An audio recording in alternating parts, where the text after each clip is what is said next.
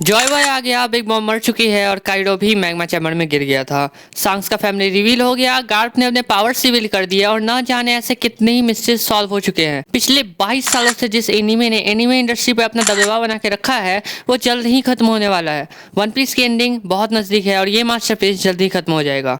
So hello viewers otakus, I am Yash and you are watching any topic. So आज हम बात करेंगे One Piece के फाइनल सागा के बारे में और क्या वो मेजर इवेंट्स होंगे जो कि फाइनल सागा में हमें देखने को मिल सकते हैं। चैप्टर 800 जब ड्रेसरोसार खत्म होता है तब ओडा ने ऑफिशियली ये कहा था कि वन पीस का 2/3 यानी कि मोर देन हाफ पार्ट खत्म हो चुका है। अगर टाइम स्किप जो कि चैप्टर 597 में होता है उसे वन पीस का हाफ माना जाए तो वन पीस अराउंड 1200 चैप्टर तक ही खत्म हो जाएगी और इस हिसाब से अभी मांगा में सिर्फ 110 चैप्टर और बचे हैं। अब अगर यही बात मैं 1 साल पहले बोलता तो तुम शायद मेरी बातों को बकवास कह सकते थे, पर अगर अभी देखो तो वन पीस की स्टोरी बहुत फास्ट जा रही है और बहुत सारी मिस्ट्रीज भी सॉल्व हो चुकी है। तो इस हिसाब से वन पीस 2027 तक पूरी तरह से खत्म हो जाएगी। खैर बात करते फाइनल सागा के बारे में। सो अभी जैसा वन पीस चल रहा है, लूफी के दो सबसे बड़े दुश्मन है। पहला तो ब्लैक बियर्ड क्योंकि वो एस के डेथ के लिए रिस्पॉन्सिबल है और दूसरा वर्ल्ड गवर्नमेंट या फिर कहो तो सेलेस्टियल ड्रैगन्स। एंड लूफी फिलहाल ईमू सामा के बारे में कुछ नहीं जानता और ज्यादा चांसेस है कि ईमू की फाइट सांग से होगी। क्यों बताता हूँ। पहला रीजन तो हो सकता है दोनों का कनेक्शन मीहॉक से, जैसा कि तुम्हें पता है कि मीहॉक और सांग्स राइवल है और ईमू एंड मीहॉक की आइज सेम है। सेकंड रीजन है गॉड वैली इंसिडेंट और दोनों का कनेक्शन वर्ल्ड गवर्नमेंट से। अब अगर तुम ये मानो कि गॉड वैली इंसिडेंट ईमू ने करवाया था तब हाल फिलहाल में चैप्टर 1086 में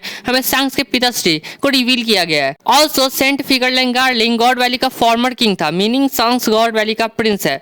गार्लिंग के नाम में सेंट लगा है तो ये कंफर्म कर देता है कि वो एक वर्ल्ड नॉर्मल है और इस बंदे के पास इतना ऑथोरिटी है कि इसने एक सेलेस्टियल ड्रैगन को मौत की सजा दे दी थी। अब मैं बस इतना बता दूं कि अभी ये कंफर्म नहीं हुआ है कि फिगरलैंड सांग्स का ही बाप है, क्योंकि ये जस्ट एक अजम्पशन है जो कि वन पीस मूवी डेट से लिया गया है। अब अगर तुम्हें याद हो तो चैप्टर 434 में जब सांग्स व्हाइट बियर्ड से मिलने जाता है तो व्हाइट बियर्ड सांग्स को देखकर कहता है कि when I look at your face it makes my scars ache, the scars I got from him. अब व्हाइट बियर्ड जैसा बंदा जिसे वर्ल्ड स्ट्रॉन्गेस्ट पर्सन का टाइटल मिला था उसे किसी ने इतना गहरा स्कार दिया और वो जो भी था उसका फेस सांग से मिलता था, तो हम ये मान सकते हैं कि वो फिगरलैंड ही था। और इन सारी बातों को एक साथ रखा जाए तो ये कंफर्म हो जाता है कि सांग्स का वर्ल्ड गवर्नमेंट से और गॉड वैली से एक स्ट्रॉन्ग कनेक्शन है। खैर वापस आते हैं फाइनल सागा पे। तो सांग्स वर्सेस लूफी की फाइट की पॉसिबिलिटी बहुत कम है। बचा ब्लैक बियर्ड, तो अभी तक की स्टोरी के हिसाब से black beard top tier villain है और लूफी से उसका फाइट जरूर होगा, पर कहां, कैसे और कब। कहां तो मोस्ट प्रोबेबली मरीन फोर्ड या फिर रेड लाइन जहां सेलेस्टियल ड्रैगन्स का घर है। कैसे, लेट मी एक्सप्लेन। सबसे पहले बात करते हैं लूफी के वेपन के बारे में। हाँ, वन पीस के एंड में लूफी भी एक वेपन का यूज करेगा,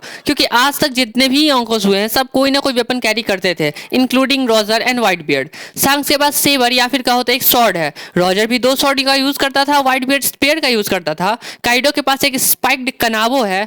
बिग बॉम भी स्वॉर्ड का यूज करती थी और ब्लैक बियर्ड पास में बाघनाक या फिर अभी कहो तो 3 पिस्टल्स का यूज करता है। तो ज्यादा चांसेस है कि लूफी भी वुकोंग का स्टाफ या फिर हनुमान जी की गदा का यूज करेगा, जो कि सेंस बनाता है क्योंकि ओडा ने कहा था कि लूफी हनुमान जी या फिर वुकोंग से इंस्पायर्ड है, जिसे वंकी किंग कहा जाता है। सो फाइनल फाइट कुछ इस तरीके से होगी। लूफी वर्सेस ब्लैक बियर्ड, कोबी एंड जिम्बे वर्सेस साकाजुकी, जोरो वर्सेस फुजीतोरा, सांजी वर्सेस किजारू।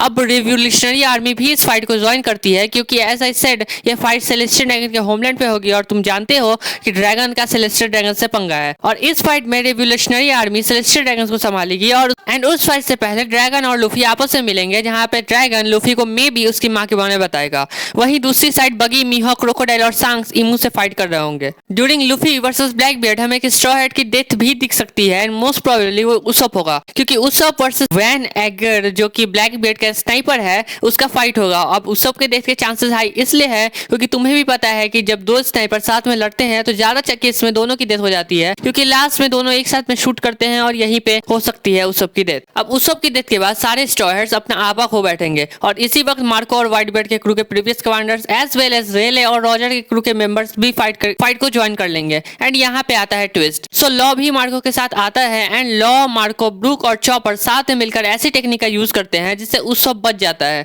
या फिर कहो तो दोबारा जिंदा हो जाता है। अब ब्लैक बियर्ड से फाइट के दौरान लूफी नियर दिस सिचुएशन में आ जाता है और यहीं पे एक आइकॉनिक कैरेक्टर की कंप्लीटली डेथ हो जाती है।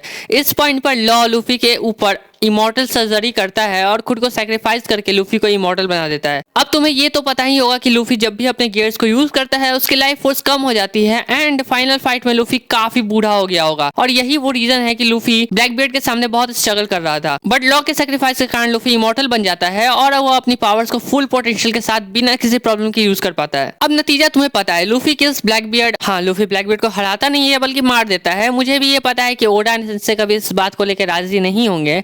तो होता क्या है कि लूफी जब अपने फाइनल अटैक को यूज करता है तब ब्लैकबीयर्ड अपने डार्क फ्रूट का पावर्स यूज करता है, बट क्योंकि अभी लूफी इमॉर्टल हो चुका है और सिंपली लूफी बहुत ज्यादा ओवर पावर्ड भी हो चुका है, तो उस समय लूफी गियर 5th और हाकी दोनों यूज कर रहा होता है। अब ब्लैकबीयर्ड के डेविल फ्रूट का पावर ये है कि वो दूसरे डेविल फ्रूट पावर्स को एब्जॉर्ब करता है। सो पावर्स एब्जॉर्ब करते करते एक पॉइंट पर ब्लैकबीयर्ड का बॉडी बहुत ज्यादा पावर एब्जॉर्ब कर लेता है एंड इस कारण से ब्लास्ट कर जाता है, जो कि एक रेफरेंस हो सकता है हनुमान जी और बलि के फाइट का। अब ब्लैकबीयर्ड के सेल्फ एक्सप्लोजन के कारण रेड लाइन डिस्ट्रॉय हो जाती है एंड सेलेस्टियल रैंक का घर तबाह हो जाता है। लूफी और रेवोल्यूशनरी आर्मी लाबून के हेल्प से सर्वाइव कर जाती है एंड रेड लाइन डिस्ट्रॉय होने के कारण जिस जगह रेड लाइन थी वहां पे चारों सीज का पानी मिल जाता है एंड सांजी को उसका ऑल ब्लू मिल जाता है। तो यहाँ पे हो जाएगी हमारी फाइनल फाइट खत्म। अब बात करते हैं पोस्ट फाइनल सागा की। सो कोबी साकाजुकी को हराने के बाद नेक्स्ट फ्लीट एडमिरल बन जाता है और रेवोल्यूशनरी आर्मी अब नेवी का एक पार्ट होती है, क्योंकि एमू भी हार चुका होता है और सेलेस्टियल ड्रैगन्स को इंपेल डाउन में भेज दिया जाता है जहां का हेड बॉनचान होता है। तो अब वर्ल्ड गवर्नमेंट जैसी कोई चीज नहीं है और ड्रैगन एंड कोबी ये दोनों फ्लीट एडमिरल्स ही वर्ल्ड के हेड हैं। अब होता है एक और टाइम स्किप। ये टाइम स्किप 20 सालों का होता है एंड लूफी को फाइनली वन पीस मिल जाता है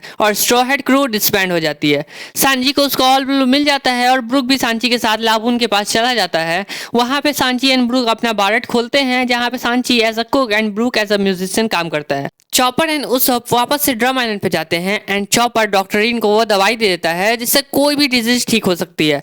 उसके बाद chopper and Usap syrup village जाते हैं जहां उसप और काया की शादी होती है और चॉपर उसप एंड काया मिलकर अपनी एक जर्नी पे निकल जाते हैं। अब चॉपर उसप के साथ इसलिए गया था क्योंकि काया भी एक डॉक्टर बन चुकी थी और टाइम स्किप के दौरान उसप जिस आइलैंड पर गिरा था वहां बहुत यूजफुल मेडिकल हर्ब्स थे। जोरो अपने होम टाउन में जाता है और क्वीना का ग्रेव विजिट करता है, अपने टीचर से मिलता है और फिर साबोडी में रेले के साथ रहने लगता है। नामी भी अपने विलेज वापस चल जाती है। Robin and Frankie Water Seven में रहने लगते हैं जहां रॉबिन अपना एक लाइब्रेरी खोलती है जहां वो बच्चों को वॉइड सेंचुरी और लूफी के एडवेंचर्स के बारे में बताती है। फ्रैंकी सेकेंड एंशिएंट वेपन प्लूटोन बनाने में आइसबर्ग की मदद करने लगता है। जिम्बे वापस से फिशमैन लैंड पर चला जाता है जो अब लैंड के लोगों के साथ अच्छे रिलेशन शेयर करते हैं और फिशमैन के अगेंस्ट जो रेसिज्म है वो खत्म हो चुकी थी। एट लास्ट हमारा लूफी वापस अपने गोवा किंगडम में चला जाता है। वहां वो सांग्स एंड उटा से मिलता है एंड सांग्स को अपने स्ट्रॉ हेड वापस कर देता है और सांग्स, बगी, लूफी, उटा साथ में रहते हैं और इसी तरीके से लेजेंडरी मास्टरपीस की एंडिंग होती है। ये वीडियो कैसा लगा कमेंट में जरूर बताना। और हाँ, एक और बात, ये पूरी थ्योरी मेरी खुद की थ्योरी थी, तो अगर वीडियो मतलब कुछ थ्योरी में गलत लगा तो ज्यादा उसे नोटिस नहीं करना क्योंकि ये बस एक थ्योरी है, जस्ट मेरा अजम्पशन। और मिलते हैं अगले वीडियो में।